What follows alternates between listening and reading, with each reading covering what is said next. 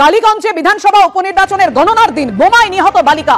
নতুন viral footage সামনে এসেছে, প্রায় 3 বছর আগের সেই ফুটেজ যেটা ভাইরাল হয়েছে। দেখুন, এখন 70 বছর বাড়ি আসছে ভালো থাকে মানা করে দেবো 20টা পুলিশ দেখতে মানা করে দেবো 10টা 5 গাড়ি পুলিশ ধরেছি।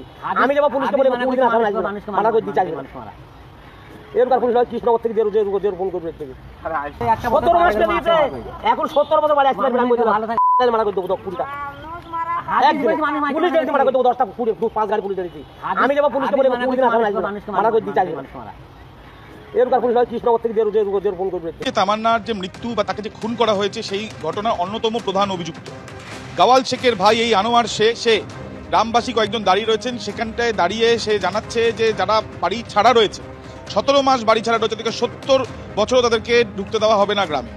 এমনকি পুলিশের 4 থেকে 5টা গাড়ি দাঁড়িয়ে থাকবে এবং সে তার কাজ করে যাবে, সেই কথাও কিন্তু সে বলছে। এই যে ভাইরাল ভিডিও, সেই ভাইরাল ভিডিওর পরিপ্রেক্ষিতে যারা এই গ্রামে ঘর ছাড়া ছিল তাদের সঙ্গে আমরা কথা বলেছি।